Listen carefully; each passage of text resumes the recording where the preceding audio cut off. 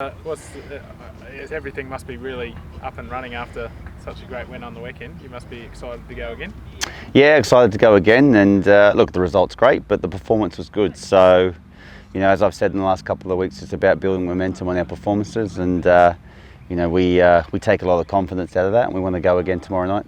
Do you get any bodies back for the trip to Newcastle? Yeah, we should have a couple back in. I think you know, all things going well, we should have Parsons and Olsen available for tomorrow's trip. I guess momentum's the big thing now. You've sort of seen a bit where you've got good performances in the past and then sort of haven't been able to back it up. That's going to be the challenge, I'd imagine, going into this one.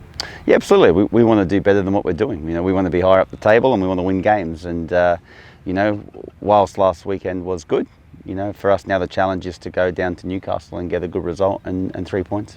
What do you make of Newcastle? I mean, I know that they're sitting last, but they're excellent. The style of football that Arthur's got them playing, they've probably not had any luck when they have played.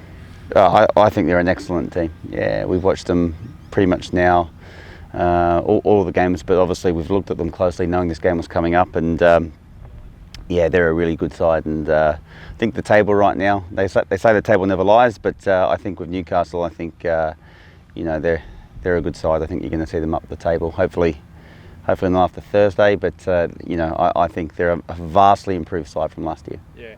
What about, I guess, for you on the weekend, what mattered more? Was it getting 3 goals or was it the clean sheet? What was more pleasing for you? Look, winning games is important. You know, clean sheets are fantastic. You keep clean sheets, you don't lose, and you know, I really don't pay too much attention to XG and things like this and all these fancy words about, you know, what we are and aren't doing. If you win games of football and you get 3 points, that's the most thing that matters to me. Do I think we have players that can create chances and score goals? Absolutely. And we believe in them. And you know, the weekend's game was probably a good result in terms of the game, but also in terms of how many chances again we created, and that's important to me. With Olsen coming back, I think you indicated on the weekend that Corey basically had to play a full game because that's just the situation. I mean, is there a chance that Nick could start and give Corey a bit of a rest, or is Corey in a position now where he can sort of back up? Yeah, look, I think everyone's fitness, you know, it's all differing because when people have had COVID or had spells out, you don't know how each individual responds.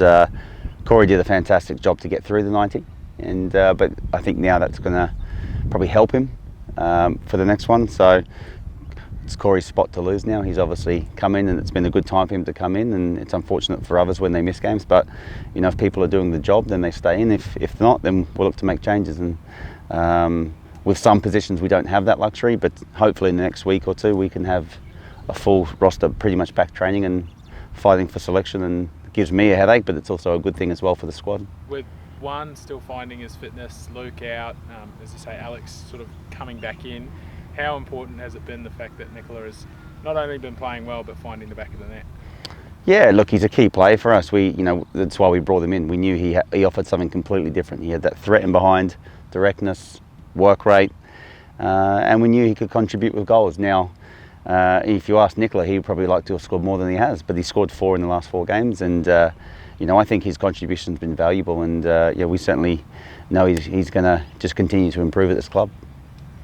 Just on Scott and Kai at the back there, forming a little bit of a partnership in front of Macklin. I know we haven't been able to have that much consistency in personnel, so how pleasing is it to see those guys sort of string some games together since the restart and keep a couple of clean sheets? Yeah, they've been you know, since we returned from COVID, they've been an ever-present, and they've formed a really good partnership, and both with and without the ball, they've done a fantastic job. So we would hope that continues, and you know, they're going to get tested tomorrow night, which we expect, with a very good side, great attacking players, but we know that they're up for the challenge, and you know, we hope that they're going to obviously continue to lead how they've done and push us on for 3 points tomorrow. Just on Kai, is he a player that's kind of slipped under the radar a bit? I mean, he's been pretty much a staple in the first 11 for like 12 months or more now, but people sort of, I think, forget just how young he is, especially for a central defender. Like, I mean, is he a little bit underrated in some aspects? He's not underrated by me. Yeah. If he's underrated by others, that's for them, but for me, he's an outstanding young talent, and we're lucky to have him. Cool. Thanks, Warren.